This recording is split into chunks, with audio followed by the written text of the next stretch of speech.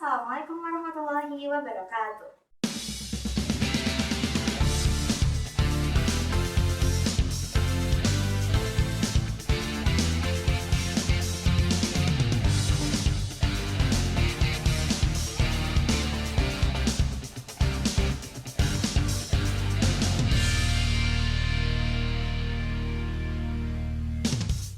Halo sahabat Mualimat, kembali lagi di acara Quick Talks bersama saya Nailul Husna Adil selaku kader tingkat 5 Madrasah Mualimat Muhammadiyah Yogyakarta.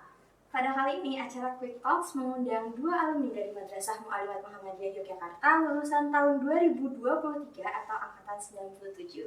Oke, sebelum kita masuk ke dalam materinya, kita perkenalan dulu sama Mbak Fia dan Mbak Fitri. Perkenalkan teman-teman, nama saya Anissa Aulia Fitri Herianto, biasa dipanggil Fitri. Saya alumni Mualimat, lulusan tahun angkatan 2023 dan sekarang sedang mengambil studi di Universitas Brawijaya, program studi Ilmu Hukum. Oke, lanjut ke aku. Halo teman-teman semua. Perkenalkan, nama aku Alivia Faiza Kamila, dipanggilnya biasanya Via, dari angkatan 97 alumni Madrasah Mualimat Muhammadiyah Yogyakarta tahun 2023. Dan sekarang aku lagi studi di UIN Syarif Hidayatullah Jakarta, program studi kedokteran. Oke, kalau boleh tahu nih Kak Fitri, alasan kakak memilih jurusan dan kampus tersebut itu apa Kak? Untuk pengambilan jurusan sudah pasti selama 2 tahun terakhir sebelum kami wisuda itu sudah diperkirakan dengan matang bersama orang tua, dan alhamdulillah memang saya merasa unggul pada beberapa mata pelajaran di Madrasah Aliyah yang dimana itu berkaitan dengan sejarah, kemudian pendidikan kewarganegaraan, kemudian sosiologi. Nah, saya tuh mencari program studi yang sekiranya nanti bermanfaat pada karir saya, yakni saya ingin sekali menjadi seorang jaksa, maka saya fokus pada program studi Ilmu Hukum dan terlebihnya di Universitas Brawijaya, seperti itu. Oke. Nah, dengar-dengar nih dari Kak Via ini mendapat beasiswa santri ya Kak? Iya, betul. Nah, ini apa langkah awal kakak nih dalam menentukan kakak ini mau mengambil beasiswa santri? Oke, sebelumnya teman-teman mungkin beberapa dari teman-teman banyak yang belum tahu tentang beasiswa santri. Nah, beasiswa santri sendiri itu adalah PBSB atau program beasiswa santri berprestasi, dan itu dari Kemenak teman-teman. Dan ini spesial banget loh. Ini buat teman-teman yang dari pondok pesantren aja, only pondok pesantren aja. Dan di sini kita bisa banyak belajar sama santri-santri di seluruh Indonesia, dan kita juga bisa membuktikan kalau Mualimat itu adalah pondok pesantren yang unggul. Nah, di sini aku langkah awalnya itu sebenarnya aku juga nggak tahu nih awalnya. Waktu kelas 11 masih belum tahu. Terus kemudian kelas 12 itu ada kakak kelas angkatan 96 yang ngasih tahu tips buat dapat beasiswa santri. Nah, dari situlah aku mulai kayak wah, harus ngejar banget nih, aku harus dapat beasiswa santri ini.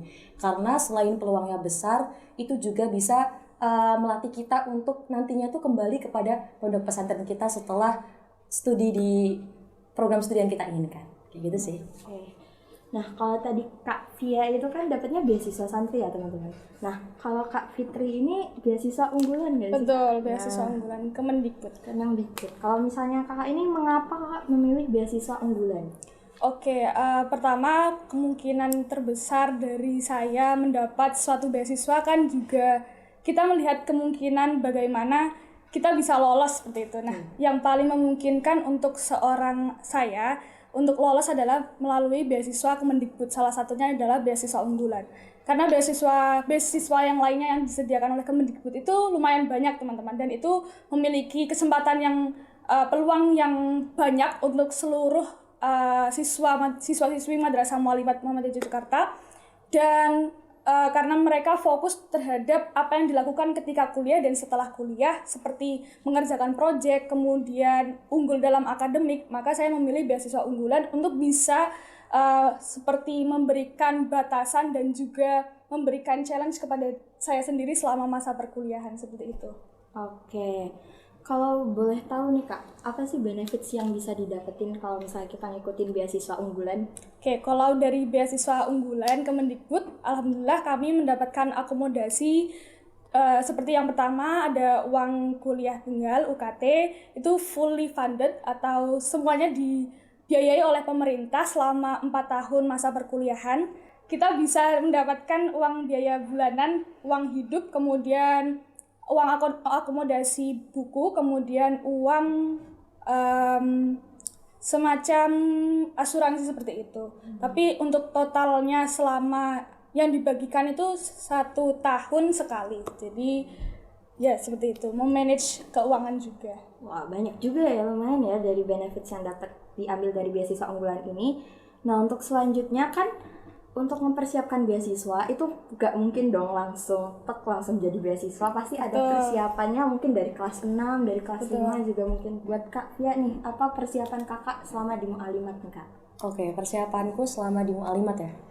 Kalau tadi kan karena mungkin aku juga baru tahu ada beasiswa santri waktu kelas 12.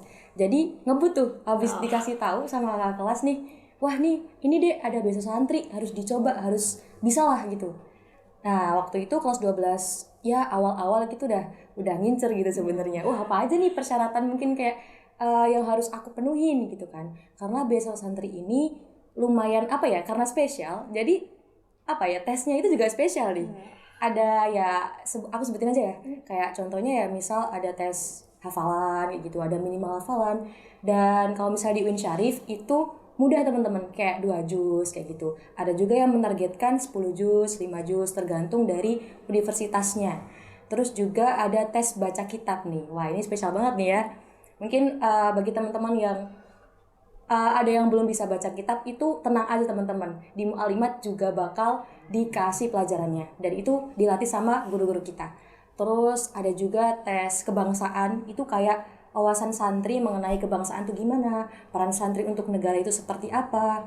Terus kemudian juga ada tes sesuai program studi yang kayak tes akademik dan juga administrasi. Jadi kayak ya paling persiapannya tetap dikejar belajarnya sih.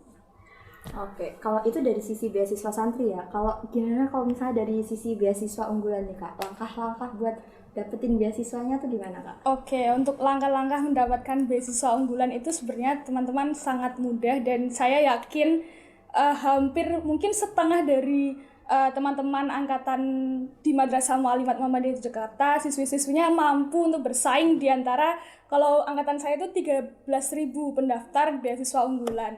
Nah, akhirnya bagaimana caranya untuk mendapatkan beasiswa? Apalagi ini beasiswanya itu mengakomodasi seluruh kehidupan perkuliahan. Yang pertama, teman-teman persiapkan betul-betul kompetisi yang ada di Madrasah Mu'alimat Muhammadiyah Jakarta, baik kompetisi akademik maupun non-akademik. Karena kompetisi ini yang bagaimanapun juga yang akan menghantarkan kita untuk upgrade skill yang kita miliki, baik public speaking, kemudian mungkin yang akademik ada olimpiade, dan itu memang Kemendikbud sendiri tidak membatasi apa saja lomba-lomba yang bisa dicantumkan, prestasi yang dicantumkan dalam syarat beasiswa unggulan. Kemudian yang kedua itu adalah persiapkan esai dan juga perbanyak literasi teman-teman sekalian, karena bacaan buku, kemudian bacaan tidak hanya buku ya, seluruh bacaan yang ada di masa studi teman-teman, masa sekolah teman-teman itu perlu diperluas seperti itu. Akhirnya nanti teman-teman bisa menemukan perspektif-perspektif baru terhadap pemerintahan Indonesia, kemudian keadaan Indonesia yang bisa teman-teman tuangkan ketika nanti mengerjakan tes-tes yang ada di dalam beasiswa unggulan seperti itu. Oke. Nah, itu kan tadi udah dapat langkah-langkahnya nih teman-teman. Nah, kalau misalnya kita mau dapat beasiswa itu kan pasti nggak mudah dong Kak. Nah, pasti ada tantangannya nih Kak. Nah, buat Kak Fia, apa tantangan yang Kakak rasakan selama proses untuk mendapatkan beasiswa itu dan bagaimana Kakak bisa mengatasinya? Oke, kalau dari aku tantangannya adalah mungkin ada beberapa hal yang berbeda dari madrasah kita dengan Kemenak juga, mungkin dari segi kurikulum dan sebagainya. Nah itu kayak misalnya ada tes kitab, ada tes kebangsaan kayak gitu-gitu ya. Itu kan kayak peran santri banget dan emang harus dilatih gitu teman-teman. Jadi ya mau nggak mau mungkin beberapa bulan sebelum adanya pelatihan dari madrasah sendiri kita harus bisa antisipasi ya apa dengan belajar sendiri. Kayak aku mungkin sebenarnya udah dari jauh-jauh hari sih, udah dari jauh-jauh bulan juga untuk ngedownload kayak aplikasi kitab, terus aku belajar sendiri, terus aku harus inisiatif buat buka YouTube, itu pembelajaran kitab Fathul Qorib, kitab Qurratul Uin, dan lain sebagainya itu seperti apa. Dan tentunya harus lebih rajin buat belajar kayak IPA, karena aku kan pengen di kedokteran ya, jadi IPA-nya dikencengin kayak biologinya, kimianya, itu sih. Jadi kayak mungkin yang awalnya di kelas 5, di kelas 11 aku masih kayak yaudahlah belajar seadanya, tapi ketika aku pengen mendapatkan beasiswa itu harus dikejar lebih lagi teman-teman. Jadi harus lebih rajin belajar dan jangan takut untuk nyoba sih, itu harus berani. Oke, nah kalau dari Kak Fitri nih, kan kita kan juga di sekolahnya boarding school ya Betul, Kak, boarding berasrama, school. mungkin beda dengan anak-anak yang di sekolahnya di negeri yang Betul. bisa pegang device di mana-mana. Betul. Nah, menurut Kakak nih, kesusahan untuk mencapai beasiswa unggulan itu apa Kak? Eh, untuk hal ini mungkin saya belum bisa banyak menerangkan karena jujur tidak banyak kesusahan untuk mendaftar beasiswa unggulan ini, karena saya sekali lagi tekankan bahwa seluruh siswi Madrasah Muallimat Muhammadiyah Jakarta bisa mendaftar beasiswa dari Kemendikbud dan juga terutama beasiswa unggulan. Nah, kalau beasiswa unggulan ini tantangannya adalah salah satunya adalah kepercayaan diri. Karena dari sekian ribu pendaftar yang ada di beasiswa unggulan atau beasiswa lainnya dari Kemendikbud, kita perlu menemukan jati diri kita terlebih dahulu untuk menentukan nanti karir, dan juga sebelum karir ada masa studi yang perlu difokuskan, terutama dalam dibiayai dan diakomodasi oleh beasiswa unggulan. Maka salah satu tantangan terbesarnya adalah mencari jati diri dan juga mencari passion yang sesuai dengan karir teman-teman, kemudian bisa dikejar apa saja kemungkinan-kemungkinan yang bisa terjadi ketika teman-teman memilih jurusan program studi tersebut, kemudian menentukan arah gerak bagaimana kita bisa memberikan prestasi lebih kepada bangsa dan juga kepada beasiswa unggulan itu sendiri, seperti itu. Oke, wah keren banget nih sahabat Muallimat. Nah, nggak terasa nih, sekarang kita udah memasuki akhir acara dari Quick Talks pada hari ini. Sebelumnya, mari kita dengarkan closing statement dari Kak Fitri dan Kak Fia buat sahabat Muallimat. Buat teman-teman di sini aku ingin menekankan juga bahwa kalian itu jangan takut untuk mencoba beasiswa. Jangan ngerasa kayak aku nggak punya prestasi, aku nilainya nggak bagus, aku mungkin nggak sepintar mereka. Jangan kayak gitu. Ya, intinya kalian berani aja untuk mencoba. Coba dulu, kan belum tahu tuh susah apa enggaknya. Nah, nanti setelah mungkin kayak mencoba tahu, oh aku lolos apa enggak, apa yang harus aku evaluasi, kayak gitu sih. Jadi kayak semisal kita ngerasa oh diri kita tuh nggak sepinter itu, jangan ngerasa kayak gitu, karena kalau misalnya insecure kita kapan majunya gitu kan. Terus menurutku ya, nggak ada manusia yang bodoh, karena manusia itu memiliki potensi kepintaran masing-masing. Dan mungkin pesan dari aku, ada 3 hal yang bisa dipegang teman-teman untuk bisa menjadi orang yang percaya diri dan juga pandai dalam hal apapun. Jadi yang pertama itu apa? Yang pertama itu adalah mendekati yang punya ilmu. Yang punya ilmu itu siapa? Yaitu Allah Subhanahu wa Ta'ala. Kalau misalnya teman-teman udah rajin, ningkatin takwa, ya jangan muluk-muluk lah. Mungkin awal step by step kita rajin ibadah, mungkin yang belum sholat 5 waktunya belum ditertibkan lagi, terus ditambah sunah-sunahnya. Nah itu Allah tuh bakal ngasih cahayanya ke kita, jadi kita lebih dipermudah untuk menyerap ilmu. Terus yang kedua, itu minta restu orang tua, itu penting banget. Mungkin teman-teman kayak berpikir, oh orang tua mesti doain kita kok. Iya, itu pasti doain kita.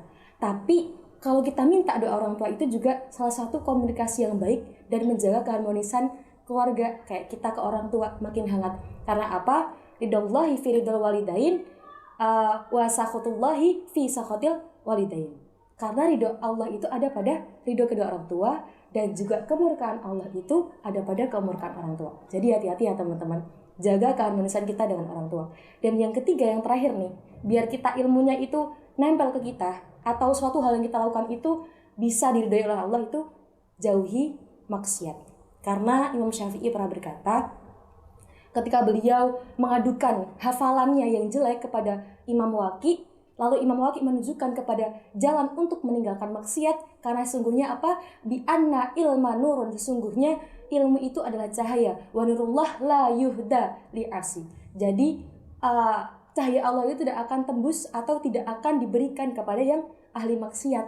Nah, di sini juga kita sama-sama belajar bahwa ilmu yang kita dapat, apa yang pengen kita dapat itu jangan kita kotori dengan maksiat. Terakhir dari aku, kalau semisal bahagia itu bisa dengan taat, kenapa kita harus maksiat? Mungkin itu sih. Closing statement dari saya singkat aja, karena ini sudah saya terapkan berkali-kali ketika mengikuti berbagai program dari pemerintah maupun dari swasta, bahwasanya tetaplah menjadi diri sendiri, karena apapun yang ditampilkan oleh media, apapun yang diinginkan oleh pemerintah, apapun yang diinginkan oleh orang-orang di sekitar kita adalah kejujuran.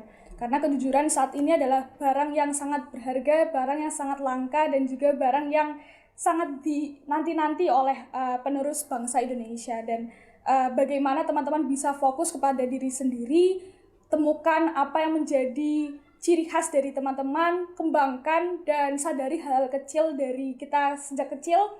Hal-hal kecil ini bisa mengantarkan kita kepada hal-hal besar, karena disadari atau tidak disadari banyak tangan-tangan yang membantu kita sejak kita dari bayi, kemudian menjadi seorang pelajar, kemudian menjadi seorang mahasiswa sekarang. Itu banyak kebaikan-kebaikan dari orang lain yang harus kita kembalikan kepada mereka, termasuk melalui beasiswa ini juga. Maka pikirkan hal-hal besar, jangan pernah meng-underestimate diri kita sendiri, seperti itu. Oke, terima kasih buat Kak Fitri dan Kak Pia sudah menghadiri Quick Talks kita pada kali ini. Nah, sahabat mu'alimat, dari Kak Fitri dan Kak Pia kita belajar bahwa kita menjadi santri ataupun bersekolah di asrama itu bukanlah halangan untuk kita mendapatkan beasiswa, untuk kita untuk maju, itu bukan halangan. Mungkin bisa jadi dengan kita menjadi santri ataupun sekolah di asrama, kita dapat menjadikan hal itu peluang untuk mendapatkan beasiswa. Dan jangan lupa, kunci orang sukses adalah percaya diri, berani mencoba, restu dari orang tua, dan mendekatkan diri kepada Allah SWT. Sekian dari saya, Nailul Husna Admin selaku host.